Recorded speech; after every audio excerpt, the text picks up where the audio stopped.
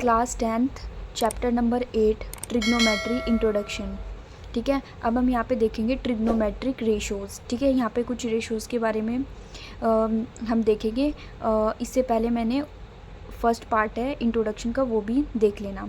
फिर जैसे हमारे पास देखते हैं हम, पंडित बद्री प्रसाद हर हर बोले। ठीक है, PBP अपोन में HHB, इसका मतलब होता है पंडित बद्री प्रसाद हर हर बोले। ठीक है, अब हम यहाँ पे जैसे साइन लिख देते हैं, sine A, cos A, tan A, cosec A, sec A, cot A. Next मतलब लास्ट वीडियो में हमने ये यहाँ पर अच्छे से देख लिया था साइन को कैसे रीड करते हैं, पूरा फुल इसको, ये तो इसकी शॉर्ट फॉर्म है, मतलब इनका फुल नेम भी बताया था कि कैसे हम इसको कैसे कैसे बोलते हैं फुल नेम में। ठीक है, जैसे साइन ए है, साइन ए जो जैसे हमारे पास परपेंडिकुलर अपोन में हाइपोटेनियस है, ये हमारे पास साइन हो जाएगा, तो परपेंडिकुलर अपोन में हाइपोटेनियस। ठीक है, कोस ए, कोस ए हमारे पास क्या होगा, बेस अपोन में हाइपोटेनियस, बेस अपोन में हाइपोटेनियस हमने लिख दिया है। फिर इसके बाद आता है टेन। टेन में हम क्या लिखेंगे कि जो जैसे परपेंडिकुलर अपोन में बेस, परपेंडिकुलर अपोन में बेस। ठीक है, ये लिख दिया हमने परपेंडिकुलर अपोन में बेस। अब हमारे पास कोसेक ए क्या होगा, ये साइन का अपोजिट हो जाता है। जैसे परपेंडिकुलर हाइपोटेनियस हमने साइन में लिखा था, अब हम कोसेक में क्या कर देंगे, इसका उल्टा कर देंगे, मतलब हाइपोटेनियस अपोन में परपेंडिकुलर, हाइपोटेनियस अपोन में परपेंडिकुलर। हाइपोटेनियस नीचे था, यहाँ पे ऊपर आ गया, यहाँ पे परपेंडिकुलर ऊपर था, यहाँ पर नीचे चला गया, तो इसका अपोजिट है साइन का। ठीक है, अब सेक ए, सेक ए किसका अपोजिट है, कोस का। तो जैसे हमारे पास कोस में क्या था, बेस अपोन में हाइपोटेनियस था, बेस अपोन में हाइपोटेनियस था, लेकिन सेक में क्या हो गया, ये हाइपोटेनियस अपोन में बेस हो जाएगा, हाइपोटेनियस अपोन में बेस हो जाएगा। इसका बेस ऊपर था, इसका बेस नीचे आ गया, इसका हाइपोटेनियस नीचे था, इसका ऊपर आ गया। ठीक है, अब देखते हैं टेन ए। जैसे टेन ए को क्या लिख रहे थे, परपेंडिकुलर अपोन में बेस लिख रहे थे। ठीक है, अब इसका अपोजिट क्या होता है, कोट ए, इसको लिखेंगे बेस अपोन में परपेंडिकुलर, तो ये बेस अपोन में परपेंडिकुलर, मतलब उसका अपोजिट कर देंगे। ठीक है, अब हमने देख ही लिया यहाँ पे, जो P का मतलब यहाँ पे हम बोल रहे हैं परपेंडिकुलर, H का मतलब यहाँ पे बोल रहे हैं हाइपोटेनियस, और B का मतलब यहाँ पर बेस है। ठीक है, ये तो समझ में आ गया होगा। फिर अब देखते हैं reciprocal relation between trigonometric ratios. ठीक है, अब किस किस के साथ कैसे कैसे रिलेशन है। साइन अभी किसका अपोजिट बताया मैंने, कोसेक का। ठीक है, क्योंकि ये इसके अपोजिट आ रहा था सेम। ठीक है, तो साइन का अपोजिट क्या हो जाएगा, 1 अपोन में कोसेक। ठीक है, कोसेक का अपोजिट क्या होगा, 1 अपोन में साइन, मतलब साइन कोसेक का अपोजिट है, तो कोसेक साइन का अपोजिट होगा। ठीक है, अब हम देखते हैं कोस। कोस का अपोजिट कौन था यहाँ पे, कोस का अपोजिट यहाँ पे था सेक, तो कोस इज इक्वल्स टू 1 अपोन में सेक। अब जब कोस का अपोजिट सेक है, तो सेक का अपोजिट कोस हो जाएगा, तो इसलिए हमने लिख दिया सेक का अपोजिट 1 अपोन में कोस। ठीक है, टेन का अपोजिट यहाँ पे क्या था, कोट था, अब कोट का अपोजिट क्या होगा, टेन हो जाएगा, तो यही है टेन इजिकल्स टू 1 अपोन में कोट, और कोट इजिकल्स टू 1 अपोन में टेन। ये बहुत इजी है। ठीक है, अब जैसे टेन को हम कैसे लिखते हैं, P अपोन में B, टेन को हम क्या लिखते हैं, परपेंडिकुलर अपोन में बेस, तो हम परपेंडिकुलर अपोन में बेस, तो हम टेन को इस तरह से भी लिख सकते हैं, साइन अपोन में कोस।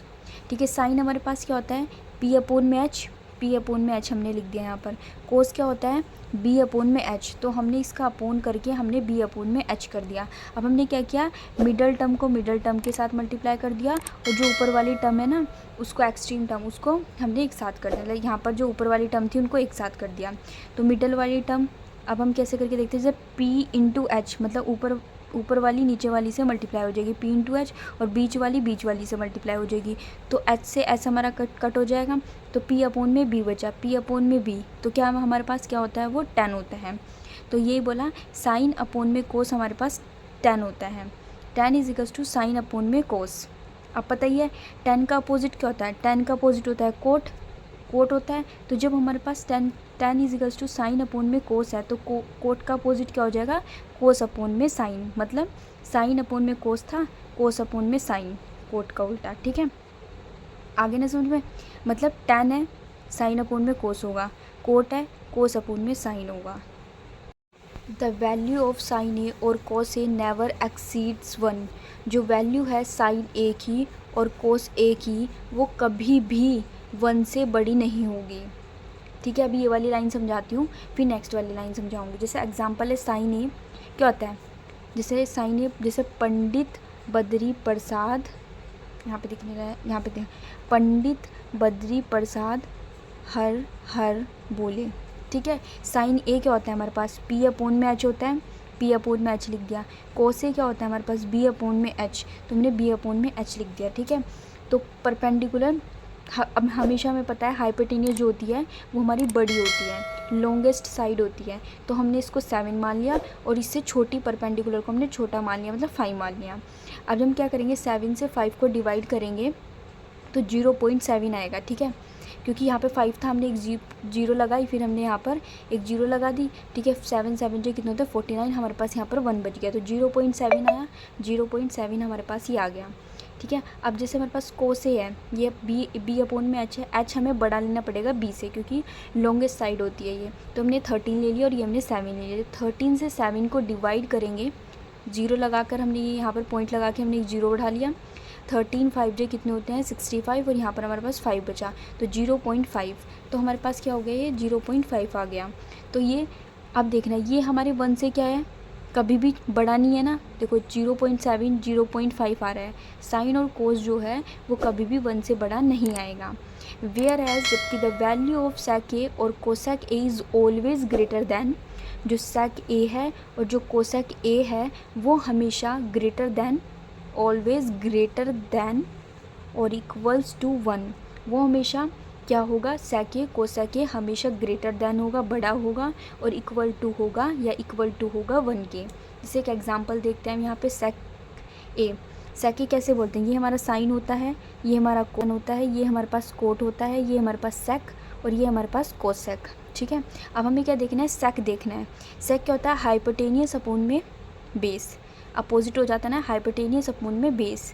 ठीक है, और कोसेक क्या होता है, हाइपोटेनियस अपोन में परपेंडिकुलर, लेकिन हाइपोटेनियस तो बड़ा होता है, इसलिए हमने इसकी वैल्यू 7 बड़ी मानी, मतलब बेस से बड़ी मानी हाइपोटेनियस की वैल्यू। ऐसे ही हमने परपेंडिकुलर से बड़ी मानी हाइपोटेनियस की वैल्यू 13। अब जब 5 से 7 को डिवाइड करते हैं, 5 से जब 7 को डिवाइड करा तो 1.4 आया, हमने जब यहाँ पर डिवाइड किया। ठीक है, 1.4, और यहाँ पे 6 से 13 को डिवाइड किया तो 2.1 आया हमारे पास। तो हमेशा 1 से 1.4 2.1, तो हमेशा क्या आ रही है, 1 से बड़ी वैल्यू आ रही है। तो इसलिए इसने बोला कि जो सेक ए है और जो कोसेक ए है वो हमेशा ग्रेटर दैन और इक्वल्स टू होगा 1 के।